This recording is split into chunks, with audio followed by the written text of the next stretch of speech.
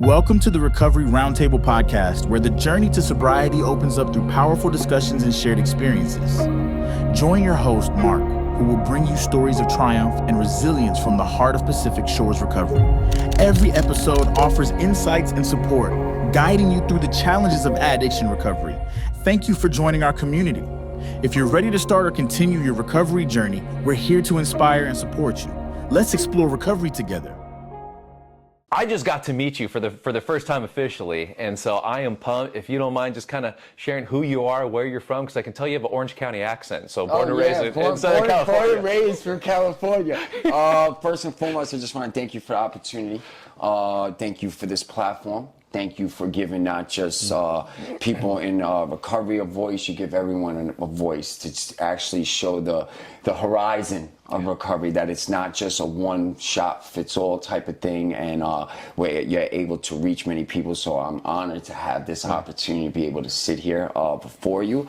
Real quick, just about me, I do this quick. Michael Fiore. Born and raised in Brooklyn, New York, even though I might have an Orange County accent. Born and raised Brooklyn, New York, 20 years active addiction. 12 years was on methadone, 120 milligrams. I lost both my parents to AIDS from heroin use. People hear that, and I think they automatically get an assumption of who they might have been. My parents were great people. I've never seen my parents fight, not one time. They definitely fought, but never in front of us. I got to witness true love and what it looks like and how to love on someone through my parents. I lost two grandmothers to alcoholism, a grandfather to heroin, uncle to heroin.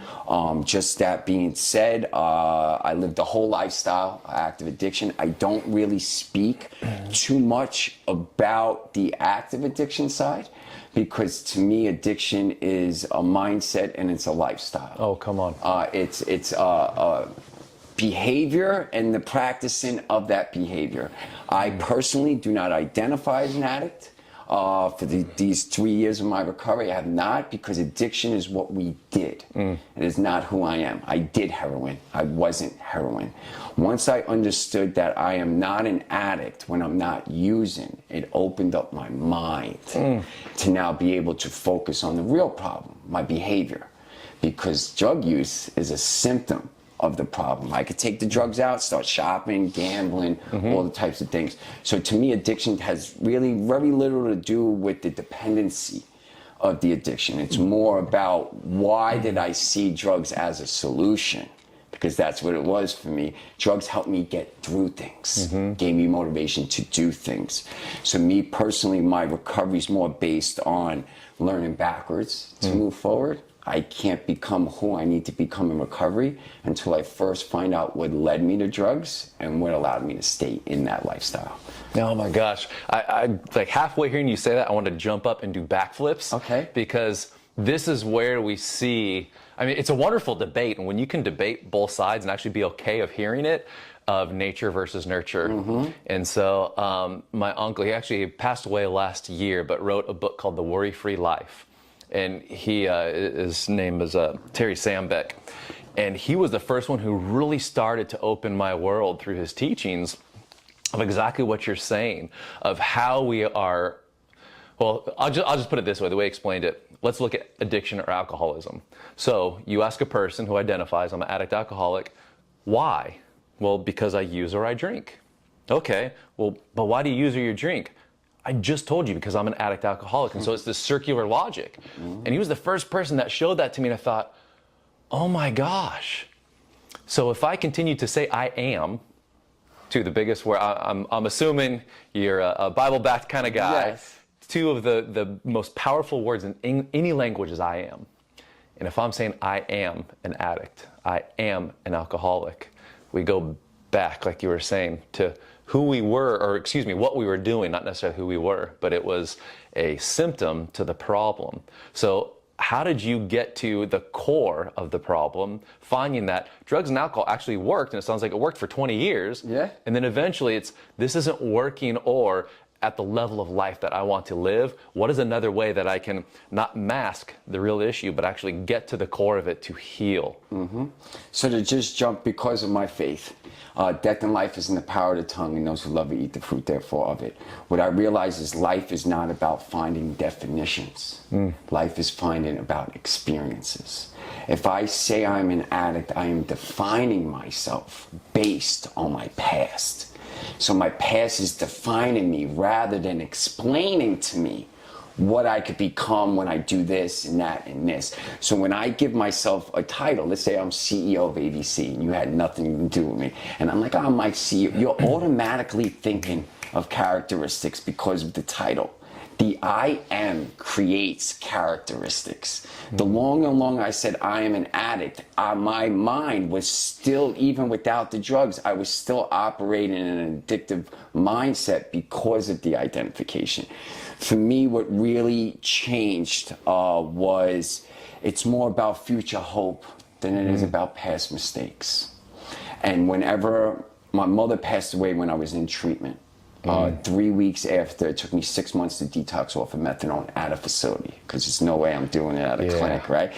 When she passed away, it was 3 weeks after, and this is where I was saved from God, didn't know it yet. When she passed away, it was kind of like a burden. My mother was my best friend. I would have never left New York City, right? It was kind of like I was given this freedom now to live, and all of my prescribed beliefs growing up were broken. So I was now able to open-mindedness is the ability to like try new things, but open-mindedness is a mindset that dictates the way you think, the way you feel, and the way you behave. When I'm open-minded, I'm thinking very positive. When I'm open-minded, I'm feeling very optimistic. And when I'm open-minded, I'm trying new things. When I'm closed-minded, I'm thinking very negative. I'm feeling very pessimistic, and I'm not trying new things. Once I realized that this is more mindset than it is than what I'm actually needing to do, it changed my perspective, not just on recovery, on life. Life is about how much you can learn from failure. Success is a byproduct of failure learned. My addiction is my biggest blessing. I am so profitable and so successful in my recovery because of my active addiction. I am not trying to learn who I need to be tomorrow, because tomorrow doesn't exist. I'm learning from who I was yesterday, which is concrete because it happened, and I'm a better version from yesterday rather than trying to be the best person I could be tomorrow. It took away the overwhelming anxiety of failure, of not knowing how to do something I don't know how to do, and instead I just now learn from my failure that I already had. And I love to tell people, your past can either be a history lesson or it can tell you your future. Don't do what you haven't been doing in your past, and it's going to keep repeating itself. So to me, the big shift, the pivot, the paradigm shift, so to say, was that recovery has really nothing to do with the absence of a substance. I know a lot of people that I could ruin my life right now with no drugs, right? Recovery has more to do with the mindset and the lifestyle that's attached to the mindset. Because if you're practicing a new mindset and you're getting healthier, because I believe addiction is a mental illness. I'm glad it's diagnosed as a disease so we could get help. I think it's a mental illness because if you work on your mental health, the choice to use doesn't become such an easy choice to make, because I'm more mentally healthy. So for me, recovery, once I learned it was a mindset and a lifestyle, and the things that I do are just facts. They're not truth. What I mean is, right now it's 12:24. I could prove that, right? A minute from now, that's not a fact anymore. So facts change. I used to make the things I did in my active addiction facts, things you could prove with evidence. My truth. I am an addict. That became my truth. So therefore I can never change even when I stop using. I now sit on the truth of the Bible because that is the only truth that doesn't change. People like to say, that's my truth.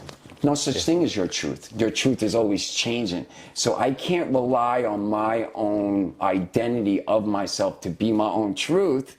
I need to rely on something greater than myself to tell me who I am. And that's why this is more of a spiritual journey than it is anything, in my opinion. Yeah, and you mentioned my truth, and maybe I'm wrong, but I feel like back in the day, there was the truth. And it's only been like the last 20 years where I start really hearing this. Well, my truth is this. I'm kind of like, well, no, there's the truth. I can see your reality could be different. But one of the things so two things came up as you were sharing that. The first is a question, which maybe we'll get to in a second, but is how were you able to shift your mindset? Because that's the thing everybody looks for, right? So understanding that thoughts leads to emotions lead to actions, and it's a cyclical thing. So I will want to get there in just a second, but you said something and it hit me because we see this so often of, well, I'll just say it and we'll see where it goes, but it sounded like, obviously we would never wish this to happen, but it sounded like it took your mom passing in this realm for you to become free.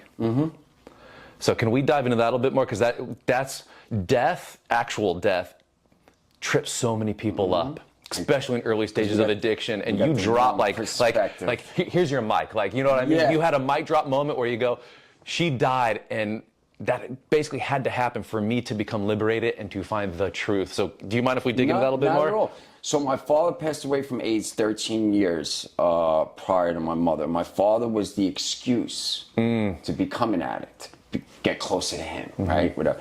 My mother became the reason I'll never pick up again. Reason being, the woman that gave me life in birth gave me life in death. Her death pumped a whole new type of life in me. What I realized when she died is that I would be very selfish to be upset that I no longer have her. Because what I'm saying is that the time I spent with her wasn't enough. So now I'm mad at God because I'm not going to have my mother no more. But why ain't I appreciate it for God that I even had my mother to begin with? So when my mother passed away, my perspective of death changed. I believe we lose the ones we love most to give us a sense of love. Because you could only miss somebody unless you truly love them. So when we lose someone, the tears, the pain, the grief, all of that is indication of our love for that person. The enemy comes in and makes us think that something was taken away from us, rather than us hold on to what we were given already from it, and then use that as more of a driving force. So when I lost my mother, it was basically, you could go live your life now. And, you know, like, I'm blessed to have the perspective I have, but losing her was probably the biggest moment. What we do at the moment is up to us. I have no control over what happens in the moment. So life isn't about what happens to you. This is where the spirituality comes in. Life's not about what happens to you. If you know the book of Job, man did nothing to receive that. Life's about how you deal with what happens to you. If I focus on the event's going to destroy me. If I focus on the event and then I change my reaction, there's strength in every weakness. There's strength in every trial. There's strength in every failure. So I started to learn how to deal with life differently instead of letting life be what's happening to me. Why do you said another great point of the strength is found like in the pain, all these things that happen. Why do you think it's human nature for us to want to sedate from the pain? Because we focus on the feeling of the pain rather than the purpose of the pain. Can we dive into that a little bit more? Sure. 'Cause that's beautiful. Feelings are indicators, not guidelines. Our feelings are meant to educate, not dictate. Active addiction, my feelings dictated my actions. Abandonment, get high. Happiness, get high. Fear, get high. So feelings were moving. They have the triangle, thoughts, feelings, actions, right? I don't go that direction. I go thoughts, actions, feelings. If I have a feeling that I don't like in the moment, I must make an action to now create a better feeling rather than sit in the feeling. If we allow our feelings to become us, they consume us. My feelings let me know whether I'm focused or I'm not. When I'm focused on God, I don't have frustration. I don't have these things. When I'm getting those feelings, that means my focus is off of God. I'll give a story from the Bible. We all know Peter walked on water. Peter was able to walk on water because he was focused on Christ. Temporarily. When the wind came, distraction, life, aka our feelings, the wind, we take our focus off the prize, Christ, whatever it is that you're striving for, and then we put our focus towards that. So we sink, or you might feel like you're in quicksand and you're moving and you're going nowhere, because the feeling is meant to have us reshift our focus. When I'm frustrated, I'm focused on not getting what I want when I want, or I'm focused on the no rather than, the next opportunity. So I've learned on how to allow my feelings to educate me instead of dictate. So let's dive in there, because that's the part that we see so many people struggle with, is because feelings feel factual. Yeah. Even though in that moment they are, but they're fleeting. So how are you able to get from, and we'll kind of tie in the mindset question to the feelings of when you're experiencing normal human emotions that we all have, where you're able to understand and take that step back, whether you observe it, but will you kind of explain how you deal with that so you're not doing that reaction any longer? I allow myself to feel the feeling. Will you say that again? I allow myself to feel the feeling, because in order to heal, you must feel. If you're running from your pain, you're running from the recovery. If you're running from the work, you're hiding from the success. So I allow myself to feel the feeling. And then mentally strong people recognize that, this is a negative feeling. But then we shift our focus to think realistically and rationally. Yeah. So yeah, my life is negative. It sucks. Realistically, my life is here because of my choices. Rationally, make better choices, live a better life. So I allow myself to feel the negative feeling, but then I process it. Because once you start processing it, you're not really feeling it no more. So do you have a process or a framework that you go through when you feel an emotion that, whether you want to label or society labels as negative or wrong or bad, you can attach any label to it, but a feeling that I don't want to feel, but I sit in and feel. So what's that framework or process for you? So if I'm sitting in a feeling I don't like, where I'm at today, by the graces of God, I have 3 years in recovery, so it's a lot easier for me. I journal. I write things down. Because things are really loud in my head when I leave them in my head. When I take it out of my head and I put it to paper, what we don't realize is that we get subconsciously conscious through our writing. Because I don't know if anyone's ever wrote before, but if you ever reread what you write, it doesn't sound like the way you speak. Right now, you and I are having a conscious conversation, right? That subconscious might come out, but it's conscious. It's ping pong. It's going back and forth. You and I are both going to leave and be like, oh, I should have said this. I should have said that. I still feel a little deeper in this conversation, though. And if you ahead. don't, let me know. But just, I feel it's more than just conscious. This is one thing I love about this, is there's like a spiritual connection, if that makes sense.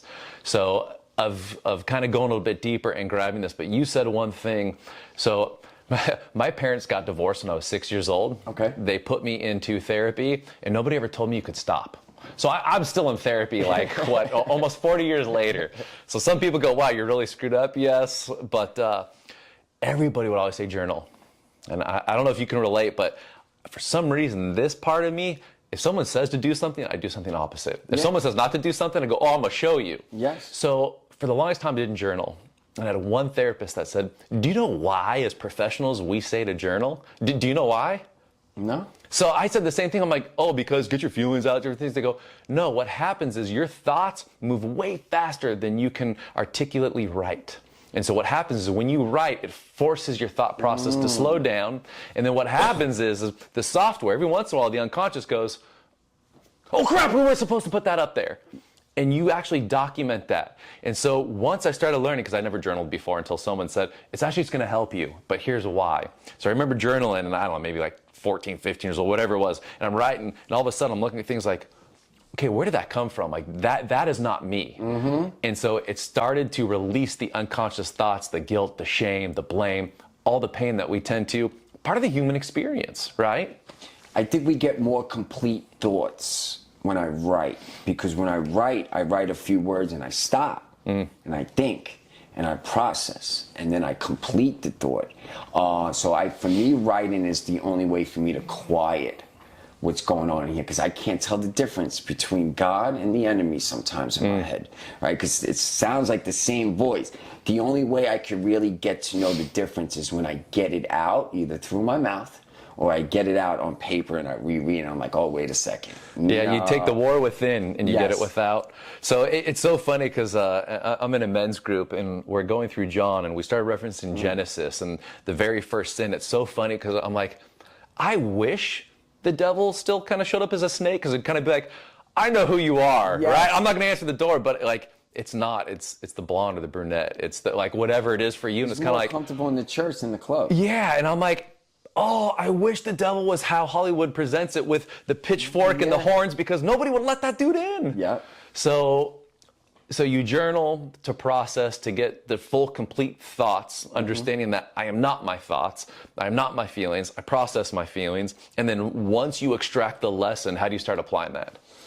So I start to either, let's say I'll do research or something. My best way for me to do it is I'm blessed to have the gift of speaking, right? And I work in treatment, I run. My process is to now educate what I'm going through to those around me. Iron sharpens iron, right? So whether you got 1 day, 30 days, 6 months, it doesn't matter much to me. My best way of processing it is by sharing. The Bible says get a multitude of counsel, right? So my best way is that whatever I'm going through, I'll journal it, and then I do research on it. Like if I'm dealing with, I can't deal with organizational skills, I go to University or Google. I got my GED in jail, right? So I go to Google and I'm like, all right, how to practice organizational skills, and then I'll see when I need to practice and be like, all right, well then how do you practice that? So I allow my mind to always answer something with another question if I can, to keep it going. I never want it to stop. But me personally, it's sharing what I'm going through with those around me and getting their perspective. I don't always adapt to what people tell me to do. But when people tell me A, for some reason, God will give me B because I listened to A. So you talked about sharing and openness, because like I see it time and time again of, one of my favorite definitions of addiction is isolation. So we withdraw, we pull away, the guilt and the shame get so loud, we think people are going to judge me. And you're stating the exact opposite, which is wonderful to hear of when I hear this or think isolation, I think, how do I share this and get the war going on here out and run it by other people or to talk? And then what does that lead to for you? So it leads to, we have, so I never opened up the book of NA or AA. I never went that route. I support that program. Those steps help us, help those of us get a spiritual awakening. It's secular. Not everyone wants to do Jesus. So I love the approach. But for me, really for me, it's when I'm sharing it and I'm getting feedback from people, I start realizing that what I'm going through ain't even for me. That I'll say something to somebody and they'd be like, oh man, I thought I was the only one. So they have in the rooms, you got to give it to keep it. And the reason I have to give what I'm going through to be able to keep what I got is because I see the value and the appreciation of my hard work and me sharing with someone else because I see something open with them. Me, I'm big on action words. I'm always asking people, give me an action word. I don't care how you're feeling because it's going to mess. Tell me an action word. For me, I practice transparency as much as I can. I no longer keep my thoughts a secret because they're going to destroy me and make me isolate. I no longer keep my feelings a secret because they're going to consume me. If I'm feeling crappy and I'm telling everyone I'm great, when I go alone, I feel even more crappy because no one knows I feel like crap. And then if I'm white knuckling it, if you want to be miserable and sober, go ahead, white knuckle it. But if I'm not asking people for help, how am I supposed to get help? So my whole life, I thought no one wanted to help me. But I was never telling people how I truly thought. I was never telling people how I truly felt. And I was never asking for help. So my transparency is actually a calculated risk. So it's vulnerability. But I can't allow people to stop me from doing it. It's me just being an open book. And you do whatever you want to do with it. I'm not doing it really for that. I'm doing it more to be an image, a reflection of God. God doesn't hold back from us, right? So I'm not going to hold back from people. Oh man, so good. So you're talking about feedback, and earlier in our conversation, you were looking at your past experiences or decisions as feedback versus failures, getting that new information, processing it, and now you've learned how to do that real time, if I'm hearing correctly. Yes. And as I get that real time feedback, I don't have to go back to that mindset before of, well, let me do trial and error, sedate, versus here's what's going on, guys, and you get feedback. So it sounds like you've got some people in your life that are great sounding boards that will love you, but at the same way, call you on your BS. Yes. I mean, a true friend is going to challenge you. I don't need yes men's. I don't need that. That actually weakens me. I need someone. I'm a kid from the street, right? So the way I was brought up, if someone grabbed you by your neck, don't do that. It's going to get you killed. I respect that. So for me, you have to get, and I'm rough around the edges, right? You have to give it to me straight. Otherwise, for me, only because of my upbringing, I don't respect it. But what's better, the Bible says you can't tell someone they got something in their eye if you ain't talking about what's in your eye. So all of my foundation came from the Bible. I do not have a God of my understanding. For me, if I have a God of my own understanding, and I'm submitting my will to a God of my own understanding, I'm submitting my will to myself. I need to define my God. Because an understanding is too broad, God's going to be too many different things. I need the buck to stop somewhere, right? Like a train on a train track, right? It's limited. It can only go a certain way. If the train wants to go right, if the track goes straight, what happens? It's called a train wreck. We think we're limited. We think God is limiting us and putting us in this box. No, God is trying to keep us on the track so we don't become a train wreck. So me, I'm always now going to Scripture. That is where the buck stops for me. I question God, I don't doubt him. So for me, it's really important to be able to have people that can call me out on my stuff. And even if I don't like you, I've gotten to point today that if you say something, I gotta take a step back and be like, is there truth to anything they're saying? Only because God uses unusual suspects. God tests us on how bad we want the things we say we want. So what I realized was I used to hate on therapists and treatment. You didn't live the life. F you, you can't tell me nothing. Until I started realizing, wait a second, when the Chicago Bulls built the Bulls, they only had one Michael Jordan, not 5.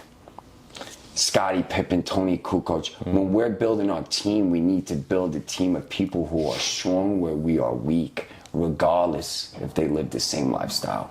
So I got better at allowing people outside of addiction to help me, because maybe you do know what you're talking about because of education. So I don't even limit. I think as a community, we are limiting ourselves by thinking only a fellow addict and alcoholic can help us. Pain is universal. People know how to get through things. By putting ourselves in a box, me personally, it's just my own belief, I believe that our community allows stigmas to exist by remaining anonymous. We can't blame society for how they think about us. If we show them our worst and active addiction, and then we go into recovery and we remain anonymous, they think recovery is the absence of a substance. That's just sober and clean. The definition of recovery is to become to a normal state of mind and body, not taking anything away from people who are abstinent. But to get a 15-year coin or keychain from one of them programs, all you had to do was not use. Doesn't mean you're a better person. Doesn't mean you got your kids back. Doesn't mean that you got a bank account. We are putting our recovery identity on the absence of a substance, and we are settling for just that. And then we are blaming everybody else for why things ain't happening. So me personally, I believe that we need to get out of the rooms. Keep the rooms, they help, but don't remain anonymous. How is society going to see what real recovery is if we're hiding it and we're remaining anonymous? So my whole thing is recover out loud. Everything with me is out loud, but I'm also a New Yorker. And this is our way, right? So it's not for everybody. Yeah, well, and it's because there's a transition, right? And you were saying a kid from the streets, and then at some point, and these are the 2 S's that people struggle with: submission and surrender. So how are you able to get from this place of self-based, basically, to full surrendered submission, to be able to share it openly, to make it through that transition? So a full surrender and a full submission. I can't say if I've fully done it, right? I usually submit. I'm better at submitting at things that I've seen in the past that I didn't submit to. Okay. That I'm better at. My logical part of my brain tends to work after the emotion. So a lot of my submission is after the mistake. A lot of my submission is after failure. So I know that about myself. My recovery technique is to counterpunch myself, not to prevent the world from being the world. So I've gotten better at submitting after mistakes. Do you think there's a way to make that kind of a prerequisite so you can submit or surrender before the mistake? For me, I have to make the mistake, learn from it, and then not repeat it. So a lot of my submission has been from the past that I didn't submit to.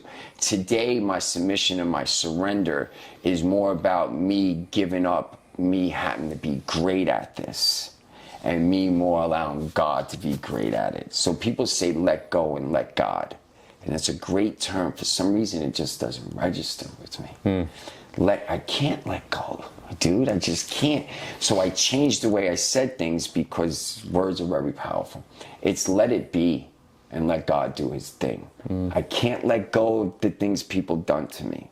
Meaning, like, for me, let go makes me feel like I got to forget it. I let it be. Okay, I let it be. It happened. What can I learn from it? How could I pray for the other person? Did I do what was done to me to other people? So I let things be and I learn from them rather than feeling like I got to let it go and move on from it. So, and thank you for differentiating. So it sounds like there's a part of grace and forgiveness that is injected into that versus let go means, oh, you got to accept it, as opposed to, let me get through this grace and forgiveness. Is that? Yeah, because I'm a counterpuncher today. Floyd Mayweather is an undefeated boxer because of that boxing strategy. So I don't try to prevent life from being life. Instead, I now react differently to life. I can't prevent my frustration, my guilt. I can't prevent these things from happening. By trying to prevent them, I exhausted so much energy on the inevitable. And then the inevitable happens and I get discouraged. And now I don't have energy to actually do the work I can do. So my life, my walk with Christ and everything, it's you let things happen. It's what you do after something happens that's creating your life you live in. Not what losing the job didn't mess my life up. Losing the job, getting drunk, getting into a fight, I'm in jail, messed my life up. Yeah, what's so interesting is as you were saying that, I was thinking back of, well, I'm still really immature. I'm still working on it, work in progress. But this emotional immaturity where we tend to argue with life and reality. Like reality is going to be like, oh, sorry, I messed up. I feel bad. Let me bend to your will. I mean, when I argue with reality, I'm the one who gets hurt, but only 100% of the time, right? Right. And so through this journey of emotional maturity, it's kind of like, I'm much happier when I don't argue with reality. And I like responding, like response able to respond differently than reacting, which is a full reaction, kind of like you know when the doctor does that, and actually I got it the first time, but when it hits, it's like I'm not even trying to do it. It's just this reaction as opposed to response. Yeah, and so of diving through that. So one of the other questions that's coming up as you're sharing some of this stuff is, we see a lot of people have this erroneous belief of once I get sober, life is going to be easier. And in some ways it is, right? But what are some challenges, if you're cool, open up with, that you're experiencing nowadays that you're still able to make it through? So what challenges are hitting? So in the beginning, the hardest thing for me to do sober was be tired. What do you mean by that? Knowing how to be tired and not go take something to go do something. So it was that in the beginning, it was learning how to be tired and not do it. So I don't look at recovery as a job. I look at recovery as retirement. The job was active addiction. That was a job, 24/7, no days off. Recovery cannot be all work and no play, because then you're just gonna give up. The paycheck ain't gonna pay what we think we should get paid, so we quit. To me, recovery has to be more about being able to not do anything. Being able to be alone, but not isolate. Be alone where you're with yourself. When I'm isolating, I'm removing myself from the world to hide from myself, or the world can't help me. When I'm alone, Jesus went up to the mountain to pray alone. When I'm alone, I am not by myself. I am with myself. I am with God. So I'm alone. I'm still removing myself from the world, but it's so the world doesn't destroy me. I can't be in that all the time. So my recovery is more about being able to relax than it is about doing the work. We are human beings, not human doers. The Bible says be a doer of the word, right? So to be a human being, recovery is about who you want to become rather than who you used to be. So what usually helps me, it's like, what am I becoming today? How is what I'm doing helping me become something? So in recovery, I guess today, I'm blessed in the sense that I don't really have any struggles with my sobriety because my life isn't about sobriety. My life is about recovery. Recovery is to become to a normal state of mind and body. So I'm working on trying to keep these together rather in bondage, like active addiction. So my mind doesn't even think about using. I don't even count days.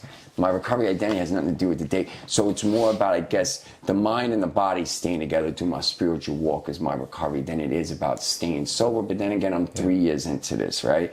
So I guess it depends on where people are. I remember as you're sharing that, I remember this is years ago, well, actually probably over a decade ago, went down to Charlie Street and was just down there, wanted to meet some people, hang out, and I saw this one guy and I just started talking with him. And I'm like, hey man, how much time you guys? Like, oh, dude, I got one day. And I'm just sitting there, I'm like, oh man, like, it gets better. It's amazing that you're here. And I just want to pour into this person. Because I remember my deepest, darkest depression, when I was suicidal, one day past that day where it's kind of like, oh gosh, this is so tough. Like, it's never going to change. It's never going to end. Can't do it forever. And so the ego part's like, I'm doing my part. I leave. I'm like, I talked to a guy, you know, I like blessed him with hope. And I started talking with one of the guys that was on the committee there. And I forget the guy's name, but I'm like, oh, I met this guy. He's like, oh, what's his name? I say the name. He goes, oh, he's got 10 years, bro, but that's his thing. He says, I've got one day. I've only got today. And my mind was like, what? So taught me a lesson in humility at the same time of this whole concept of time and like all this other stuff. So I love hearing that story because, yeah, what you're sharing is it's like, man, the organic byproduct of what I've created today is I don't want to sedate from my life because I'm living aligned with my purpose. What I see a lot of people with counting days is they get very complacent because they're living off the success of the past rather than focus on building something for themselves today.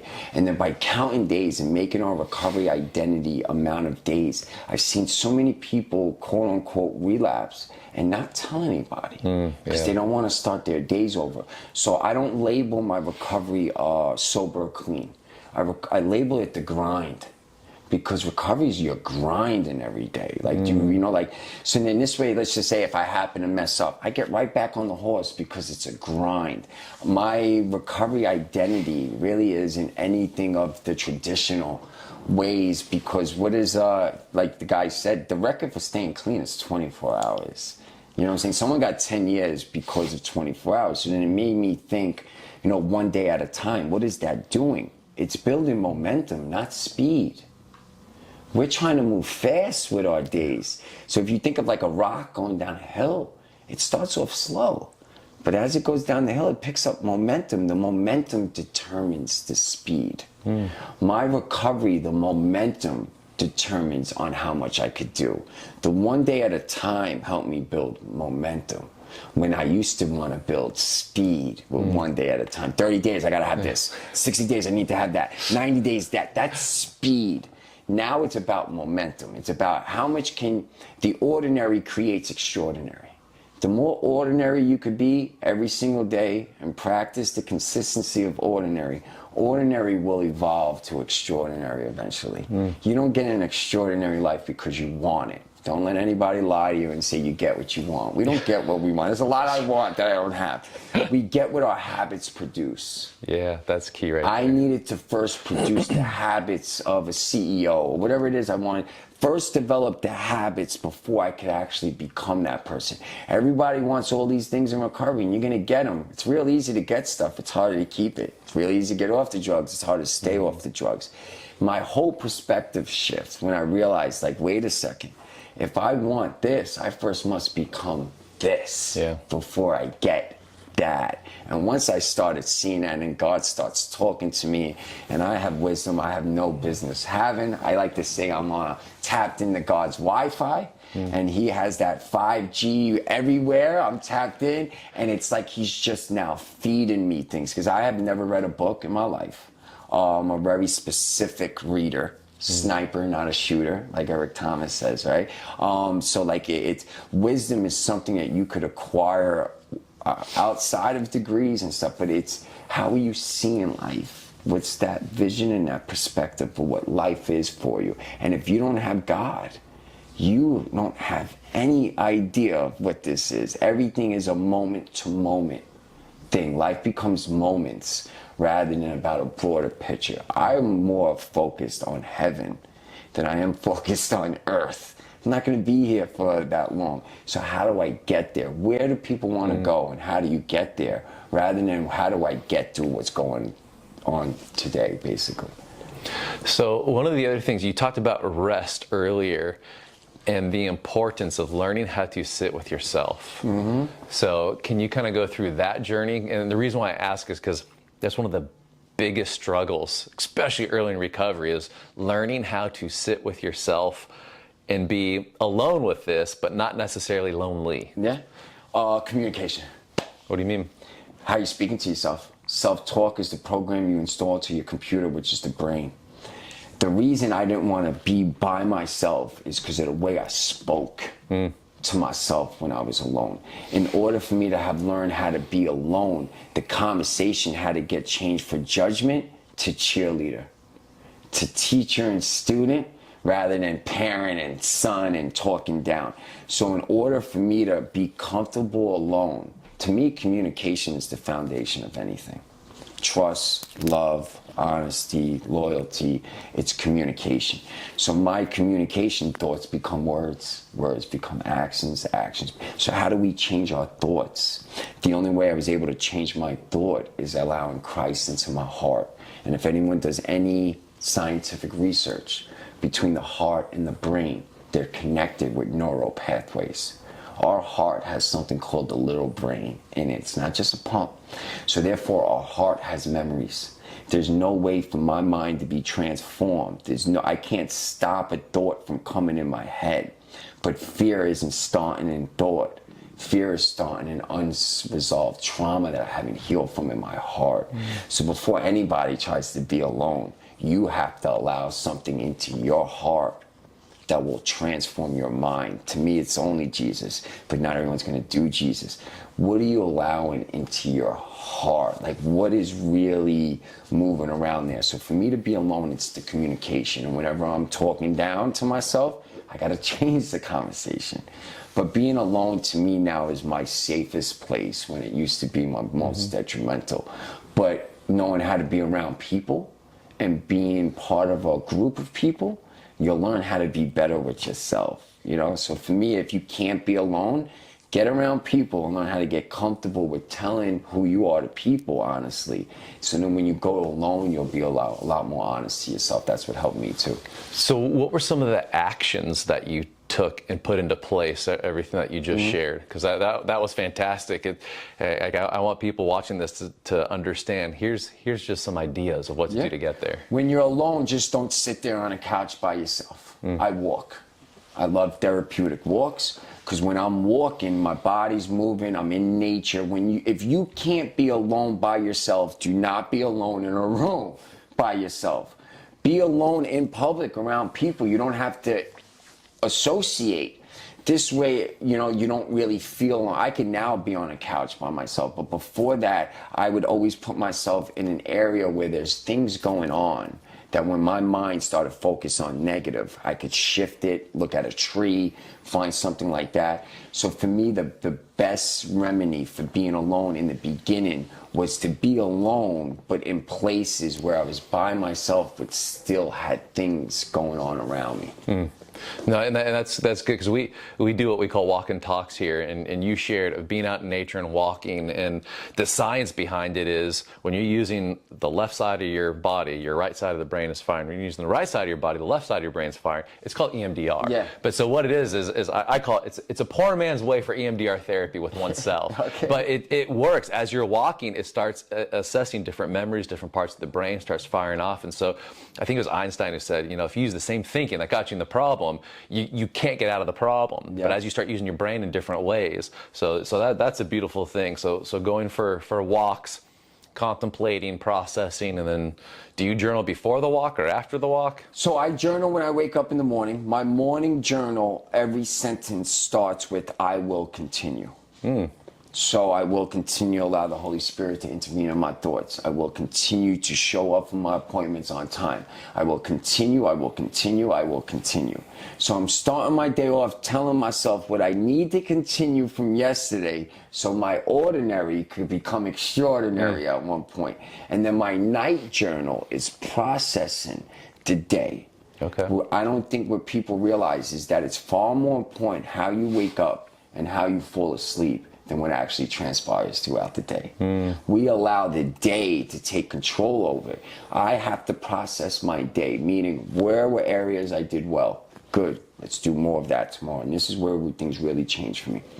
Where can I get better? Not where am I doing bad, not where am I failing. The journal entries, where can I get better? So let's say I need to get better with my frustration. What I do the next day is find somebody who's good at dealing with frustration. I don't try to climb Mount Everest. I have to buy the equipment first, then find my tour guide, and then have the tour guide take me up. So what's really helped me is I don't put the pressure on myself to fix something I'm not good at right away. Instead, I find somebody who's good where I'm weak. Because when you're building a team, look at all these sports teams. They find players that complement each other, not 5 Steph Currys. No. So where am I weak? I can't build a team unless I first know my weaknesses. So I first have to identify my weakness and then find someone strong in that weakness and have them teach me on how to get better. So for me, they're 2 different journals. I will continue and what I need to get better at. And then I keep walking through it. Man, that's such good actionable steps to take. And that's one of the reasons why I love like elite professional athletes, because as a kid, you see them and you think, oh, they're so lucky. I want to be that when I grow up. Yeah. And then as an adult, you see the like 4 a.m. practice sessions when nobody else is there. They're running lines, they're shooting hundreds of free throws, doing all these different things. It's like what you practice in the dark is what gets celebrated in the light. Yeah. And so I've seen this, it's like, man, how do we acquire this type of mindset for life, for recovery, for whatever it is, for that longevity of continual growth to get better and better. So it sounds like you relive each day to extract what was great about the day and do more of that the next day. Look at what are areas that you want to self-diagnose and change, and then seek out help or guidance or someone who is great at that to learn the steps they take. And then you just, what do they call it? They call R&D. I know it's research and development, but someone said rip off and deploy or something like that. And it's kind of like, oh, yeah, see what other people are doing. That's so great. And then you just do the same thing they're doing. And practice produces production, not perfection. So I'm more about practice, because practice is what makes a champion. The trophy, the ring is not what's making them a champion. That is what they get because they became a champion. Everyone's searching, everyone wants shiny stuff, the trophies and everything like that. But the people that you were just explaining, Tom Brady, Michael Phelps, Simone Biles, their practice is what made them champions. So what it made me realize is like, wait a second, Michael Jordan missed a lot of shots, man. But which ones do you remember? So my question to people is, which ones do you remember? Which ones are you allowing to determine your skill set? The missed shot? All right, cool. Why'd you miss it? Are you practicing on how to make it next time? If not, then yes, you're being defined by that. I'm only defined by what I do today. So if I don't do nothing today about my life, then I'm being defined by my past. But as long as you're waking up and you're trying to get better, how could you say that you are still that person? You're trying to get better. It's just that I think we put too much stock on what success is. So therefore, I changed my definition of success and I changed my definition of failure. My definition of failure is not the opposite of success, because if you think so, you're not going to want to fail. You're not going to step out your comfort zone. My definition of failure is that's on the path to success. My definition of success I took from Winston Churchill.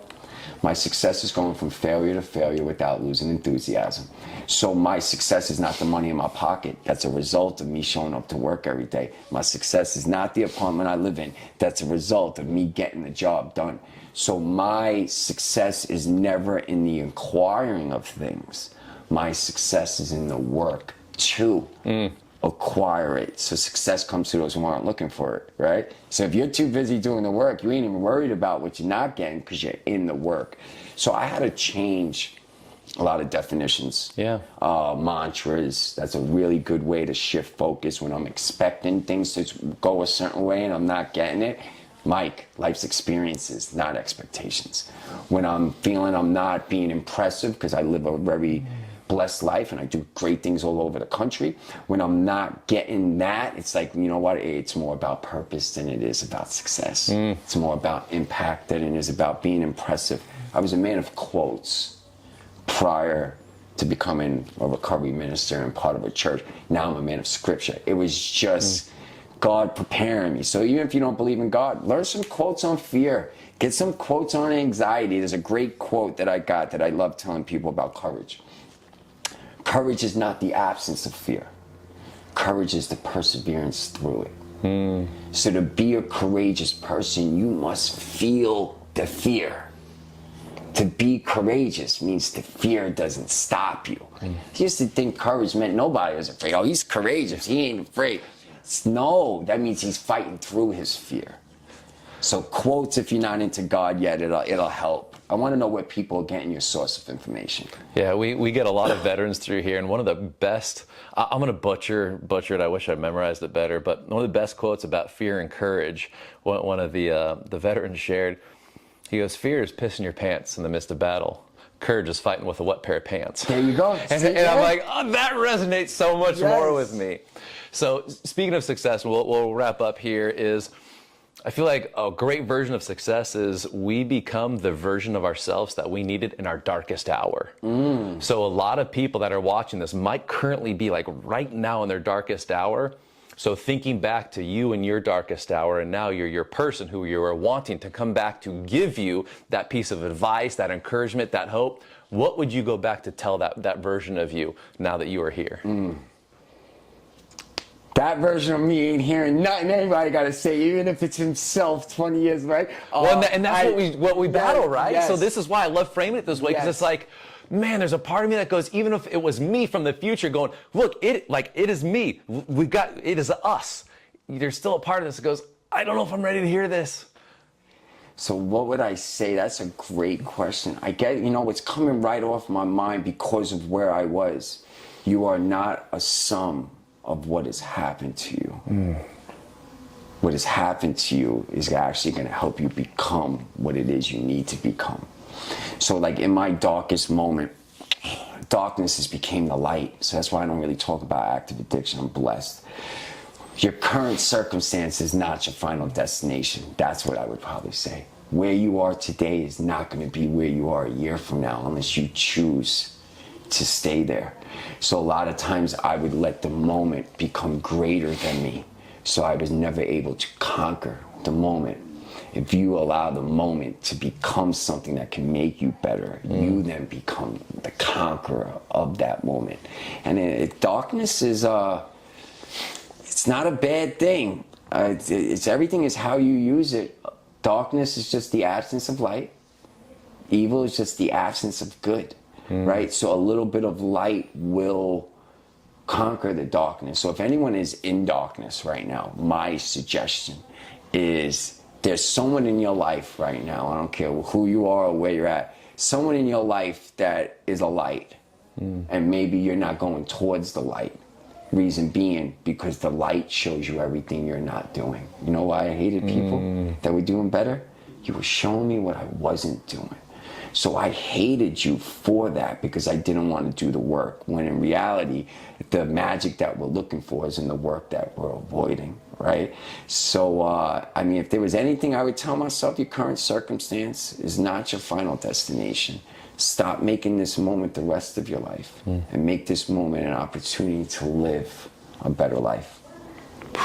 Thank you so much for coming down here, sharing this. I am so excited to get this out to people because I'm a huge believer of People hear it when they're ready for it and need to hear it. So someone right now is going to be listening to this sometime in the future, which will be the now, and they will say, this is exactly what I've been needing to hear. So thank you so much for sharing. For the opportunity, man. It's Yeah, been great awesome. questions. An interview is only as good as the interviewer, right? Like you could have the best person here, but if you ain't asking the right questions, I ain't giving the right answers, they ain't hearing the message they need to hear. So great interview on your part too, brother. Thank you. I got the in-ear and Preston does ChatGPT, so I'm just not kidding. Dude, thank you, brother. Appreciate it. If you are wanting more real-time secrets and tips on recovery and sobriety, follow me at Pacific Shores Recovery on Instagram.